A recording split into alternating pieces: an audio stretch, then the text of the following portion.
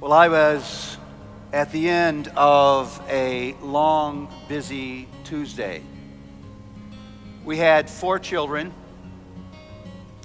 It was about 11 o'clock in the evening, and my dear wife, Luella, said words to me that I didn't really want to hear. She said, "Paul, we don't have anything for lunches for our children tomorrow." We had 4 children at 3 different schools. I didn't want to get into a cold car and drive to a grocery store at 11 o'clock at night, but that's exactly what I did. I rushed to the store, picked up the things that I had to pick up, got in my car, and as I was at the stoplight at the street, at the edge of the parking lot of the grocery store, I was overwhelmed with the task of parenting 4 children. It seemed impossible to do all the things we had to do in a given week. There are times when we looked at all the things that we were responsible for, and it just seemed like it wasn't possible to do it. And as I was waiting for the light to go green, I thought about what it'd be like to be single again. Those simple, golden, single days. Now, maybe that seems innocent to you, but there's a way in which I was bloodlessly murdering my family.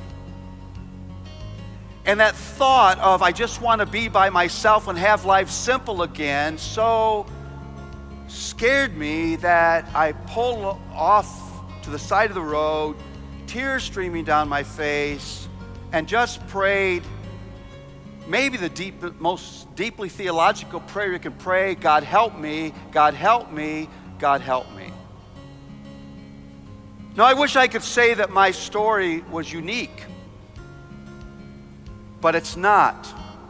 As I've traveled the world doing practical Christian life material and often talking about the family and parenting, I've met hundreds and hundreds of frustrated, discouraged, overburdened, overwhelmed parents. Some of them are in this room,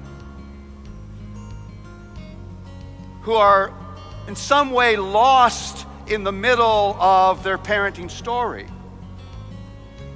And often these parents say to me, "Paul, what should I do about this?" Or "What should I do about that?" Or "Are there 3 or 4 keys to this?" or 3 or 4 keys to that? What they think is that what they need is a set of helpful how-tos that will simplify this task.